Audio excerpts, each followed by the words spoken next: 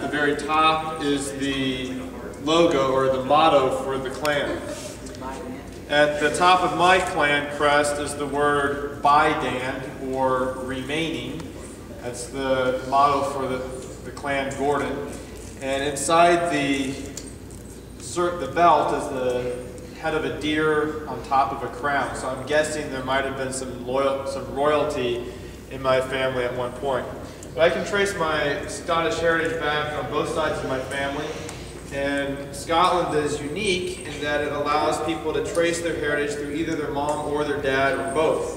A lot of cultures, it's the man who hands down the heritage, but in the Celtic tradition, it can be either one. So on my mom's side of Macaulay, on my dad's side of Gordon, this is a Gordon badge. The same badge is on the kilt pin. Alright, so the kilt, yes. So, okay. So you said something about the clan? It's a clan. Who else is in your clan? Everybody who's related to you is in your clan. Oh, people like your family. So the clan is like an extended family or tribe. If you think American Indians, the tribes of American Indians, that's a similar concept to this idea of clan. Caleb? I didn't wear this exact kilt when I got married, but I wore something very similar, much nicer. I did. Well, you wore that? This is what I wore when I proposed. What'd your wife wear? What'd your wife wear? When I got married, a traditional white wedding dress. Wait, you put that when you got married? Not this, but something nicer. But it wasn't kilt. It was a kilt. I had they call it a Prince Charlie jacket, which is a jacket that ends at the waist and has tails. I probably have some on Snapfish I can pull up. What's Snapfish? Snapfish right here. Sure. Well, if we have time towards the end of class, I'll pull it up. We probably will. Mr. Work, why did you get married? Because it's part of my heritage. Is every Scottish family member do that? No, I have two brothers who are married. They both wore traditional tux. My sister is not married. Sarah Beth? Does your son have a kilt? Kinda. My mother-in-law made a little bank, and she put a kilt on the bank. Because for a while I've been collecting money to buy a really nice kilt, and so this was towards that. And it's probably about the right size to fit him. Maybe now or in a couple of months. More? What do you think your son's going to think? My son, he'll probably think it's cool until he turns 13 or something. When he's young, he'll probably think it's cool. When he gets older, he'll probably be embarrassed, but I don't really care. I won't ever make him wear a kilt. It's up to the person. What if he wants to? Yeah. If he wants to, I'll probably help him make his own kilt if he wants to do that. They're expensive. Kilts cost somewhere between $300 and $400 each. Even like a big kilt. Well, the smaller the kilt, the less expensive it is because it's less fabric. I feel like it's like I It costs more. The more fabric you need, the more it costs. The kilt started. The kilt is a multi-purpose garment. This comes from the Highlands of Scotland, where people were herders. They herded sheep or cattle. And up there, it's pretty rough terrain. You don't want to be carrying a lot of stuff on you while you're herding animals. And so they came up with the kilt. Now, the original kilt was called, we call it today the great kilt. This would be called the small kilt because it's only it's less than half of what the great kilt was. The great kilt was about 8 yards long and 4 or 5 yards wide. And what they would do is they'd spread out this big piece of fabric on the ground, lay it on top of it, belt it around themselves. Once they'd done that, they would have had a large piece of fabric hanging off the back.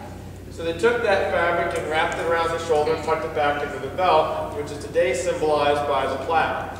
This plaid is only decorative today, but it mimics the extra fabric from the great kilt.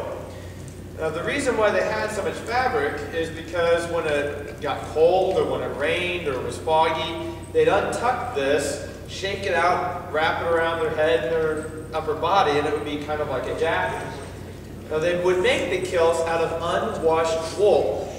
Wool because that's what they had. They did not wash it because the oil in the wool would help repel the water. It's kind of like oilskin. If you wax down a surface, it helps repel water more easily. Same thing with the unwashed wool. So it stank, but it was effective in keeping the rain off.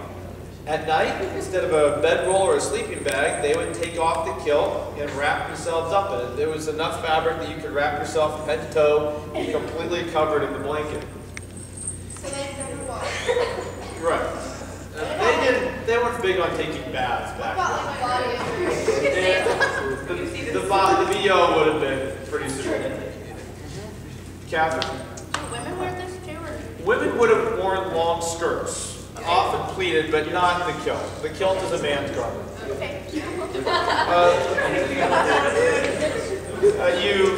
The kilt is worn to the knee because, as you ladies know, it's pretty difficult to run or hike in a full-length skirt. So it stops at the knee, and then the legs are protected with the hose. Socks are called hose, and these would be traditionally made of wool. They go almost up to the knee in order to keep your legs warm, but also to protect your legs against brambles or grasses, brush that you have to walk through as you're hiking around. The socks were secured by a piece of ribbon called flashes, and the flash is just an extra piece of ribbon they would tie around their leg to keep the socks up. Today, they're mainly decorative. A lot of socks have elastic in them. These do not. These are wool. So I've got these attached to elastic.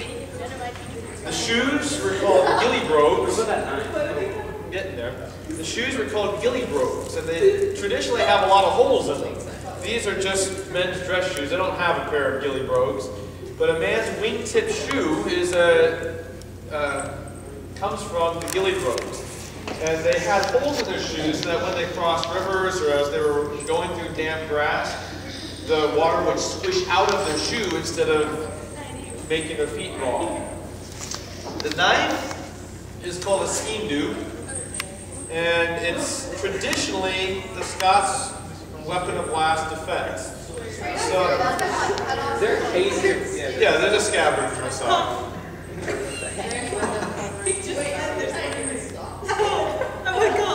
Don't run too fast. I can really go. I don't think you're allowed to have that. This is what it looks like. Little tiny dagger. But the skeen-dhu was Stuart, Jessica. Stop.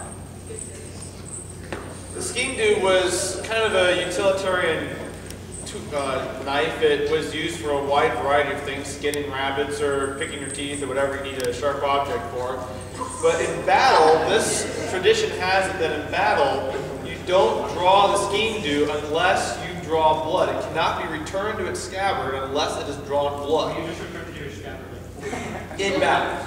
I don't consider myself to be in battle at this point. Don't push me.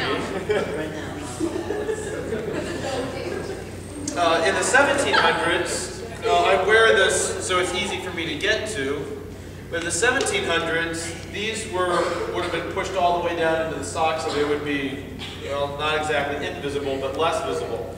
Because in the 1700s, the English were trying to repress all things Scottish.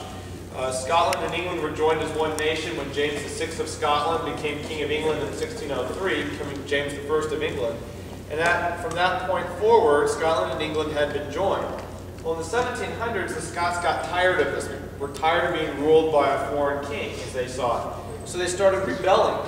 But the English sent soldiers up to Scotland to put down the rebellions, and they did so harshly but successfully.